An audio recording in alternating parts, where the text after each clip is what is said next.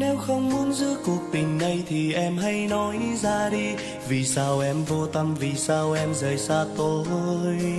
Chẳng lẽ em không yêu ai nữa, là em phải quên một câu hứa, để tôi như một người điên đứng bên kia. Người ta nói nhiều về em, rằng khi yêu em tôi không tin, rằng em đi bên người ta nhiều lần em quá mần tôi. Người ấy có lẽ và chắc đã yêu em nhiều hơn mới như thế. Vậy em cứ quay lưng đi, đừng tìm nhau nữa. Chuyện gì cũng đã hết rồi thì em hãy cứ đi đi. Đừng tìm nhau, đừng tìm đôi mắt này làm nhau thêm hoài nghi.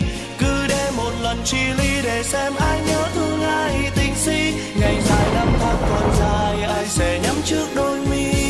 Khi tình yêu có không giữ thì sẽ mãi mất mà thôi.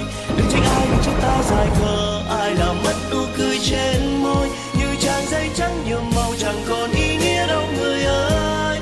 Thôi ta cứ xem như là chưa có nhau trong đời.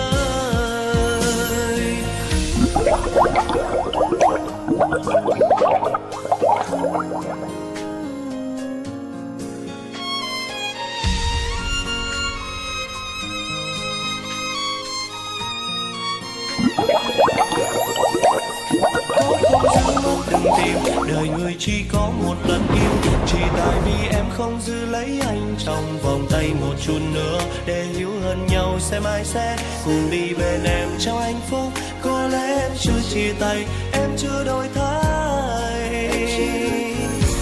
Chuyện gì cũng đã hết rồi thì em hãy cứ đi đi. Đừng tìm nhau, đừng tìm đôi mắt này làm nhau thêm hoài nghi. Cứ để một lần chia ly để xem ai nhớ thương ai tình si. Ngày dài năm tháng còn dài, ai sẽ nhắm trước đôi mi.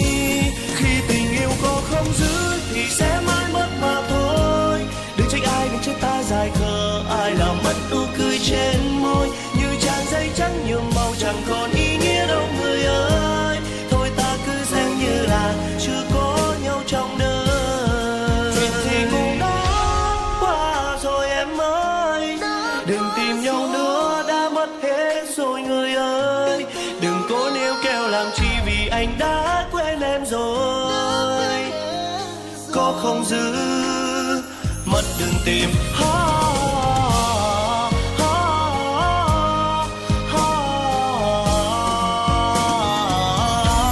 Chuyện gì cũng biết hết rồi thì em hãy cứ đi đi.